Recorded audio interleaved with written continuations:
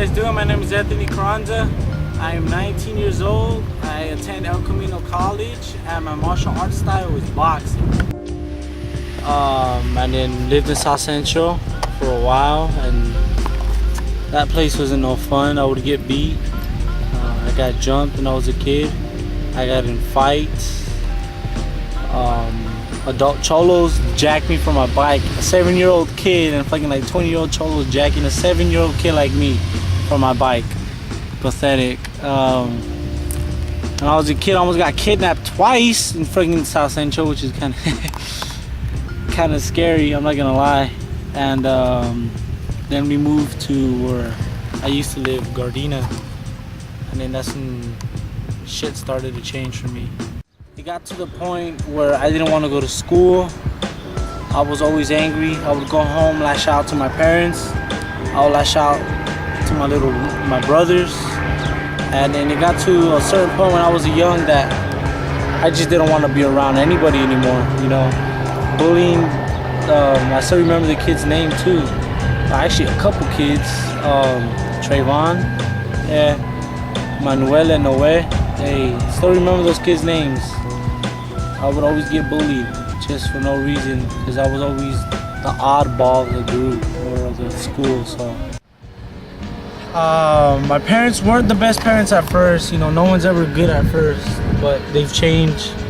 But when I was smaller, my mom's way of communication and my dad was beating us. I remember I got beat one point to the point where I started bleeding from my head. I had a gash. My mom had to clean it up, and then it got to the point where my dad actually would confront the cops, call the cops saying I'm gonna kill someone. So my house wasn't always, you know, a happy house. So it got to the point where I got tired of all that. I got scared, and then I told social service, and then they took me away from my family. That was one of the saddest, I say proudest and saddest moments, because when I was sitting in that social worker's car and I seen my little brother sleeping, I felt sad because I was taking him away from my mom, but at the same time I felt happy because I was protecting him. So at a young age, I didn't really know how to fight or do anything, so I couldn't defend him, you know. So I was scared of my mom and my dad beating him the way they beated us. So you could say that worked out, you know, everything changed, everything was good. And then after that, you know, more heartaches came. Nothing changed immediately. Nothing changes quick. It takes time. But yeah, so after that, well, let's see. Things got, you know, sometimes things didn't get worse before they can get better, and that's my case. Things started getting bad. I was stealing. I was close to joining gang. I was in the gang. I was failing in school. I was just doing all this bad stuff. It got to the point where I got sent to boot camp. I would get in fights daily, and then I got sent to boot camp, like I said, for stealing. And while I was in boot camp, I stole from my mom like a retard. I'm not proud of it. I think about it now, it's stupid as hell. But I almost went to juvie because of that. But yeah, so after that, even in boot camp, I was getting bullied in middle school, and I got tired. One day I was like, I'm not taking this crap anymore. I need to learn how to defend myself, and I need to take this anger out. And when I got into boxing, all that just, I don't know, it's hard to explain. All that just goes away when you're in that element. Like when you're in that peaceful place, you know, that place where you know you belong. It's just great. So when I did that, each time I would box, it was just tranquility for me. I would always go at it. Always took my anger out on that, and I feel sorry for the opponents that I had to fight, because man, did they get their ass beat. So yeah, middle school I got kicked out of Rogers.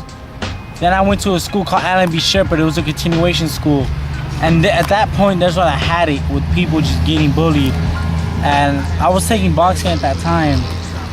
So I remember the first time my first real fight that I can actually remember, if you understand what I'm saying, is that I was sleeping on the bus and some kid comes up and throws water on my face, and I could hear him talking when I'm sleeping. You're not down. You don't got the balls to throw water on your face. Watch me. And I hear watch me. So I'm sleeping I was half asleep, and all I feel is a drip, and then the whole thing falls on me. I was so pissed that I got up, I took off as much water as I can, which is stupid, but I got all soaked.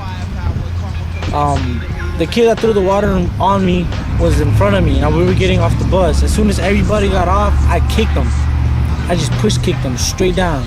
He hit the floor. As soon as he hit the floor, I started wailing on him, and it was almost like last week of me going to high school. So point is, that was my first fight ever, like with my boxing skills, and I wailed on that kid bad. So when I graduated, I went to high school, and that's when I met the homie, Lenny. I walked in with a pink shirt the first day of school. People thought I was gay and shit, but it's alright. I walked in with a pink shirt, and then my homie Lenny, first thing he says, "Hey, you look like my favorite singer." And then I gave him this gay ass look. It's like whatever, but yeah. After that, I started talking to him, and then like I say a couple months later, or a year later, I don't really remember. But he said, "Hey, I want to make a crew, NSC crew." I'm like, "Is it a gang?" He's like, "Nah, you can leave whenever you want. It's just a crew. You know, we have each other's back like a family." It started off as the fuck up crew. That's what we called it. And then now it turned into NSC. Lenny stays doing NSC, but thanks to him, I got out of a little clique. Freshman year, man. You know, you could be in the worst place ever, but if you have that right mindset, that determination, that drive to be like, this is not for me, I don't belong in this area, I need to get out, you could accomplish anything. Honestly, you could conquer the world if you put your mind to it, literally. So what I'm trying to get at is, when I was younger, I didn't really have anybody to look up to at all.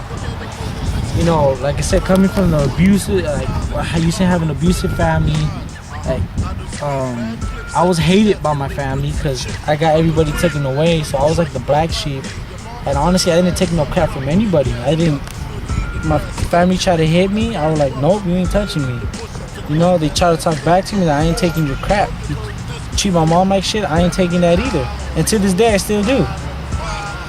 Support, what I'm trying to say is that I didn't really have my whole family support behind me at all. You know, it was always, Anthony's gonna be this. Honestly, my own cousins told me they thought I was gonna be the robber, they thought I was gonna be in jail, they thought I was gonna be a rapist or the murderer. I'm like, what the? Was that really that bad?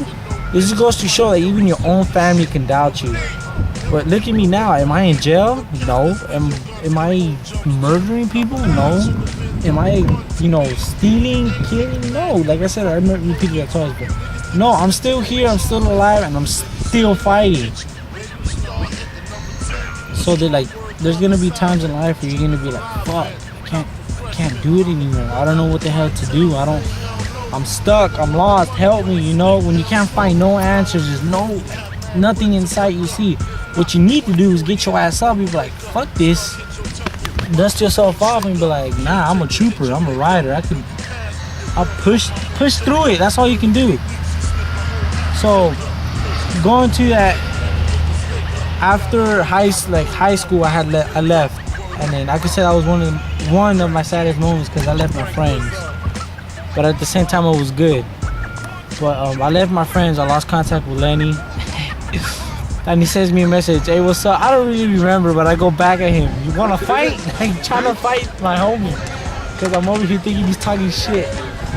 But he wasn't. He was just like, nah, man, I'm just trying to see what's up. So I'm over here all hostile, trying to pick fights with him for no reason.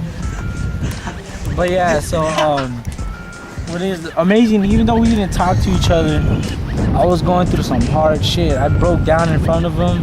I told... That nigga's my homie. I broke down in front of him. I cried. I don't care what y'all niggas say. I cried, right?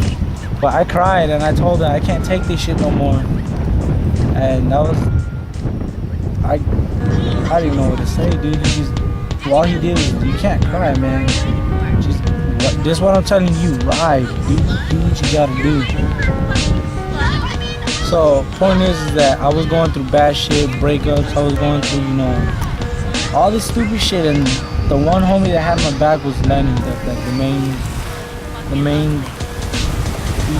my my main friend. He just always had my back. It got to the point where I was just stop doing shit. And they were like, you fat. I think that was his way of motivating me all the time. No, cause you're fat. Cause you're fat. Cause you're fat. I was like, alright, fuck this food. So because of him, I started working out too. I was like, fuck that, man. I ain't gonna stay fat forever. So basically, everything comes into play. If you have the right people in your life, man, and you have like, you know, they motivate you in their own way, good or bad, you know. It's awesome, dude. Like, my life was hell. Not as bad, but it was hell. But I never gave up. I never stopped. I never got to the point where I wanted to kill myself because that's stupid. You lose the game. That's it. You know? So no matter what you're going through in life, you know, your best friend leaves you, your girlfriend leaves you, your boyfriend leaves you, your parents die, you know. It's not worth, yes, you're gonna be sad, but it's not worth moping and trying to kill yourself over. If you have the right people around you, or like I said, you have the right mindset, you can do anything, man. You could conquer death itself. I'm not saying you could escape from it, but you could conquer the fear of dying. So what I'm trying to say is that I fucking love NSC, man. If it wouldn't have been for them, I don't know where I'd have been.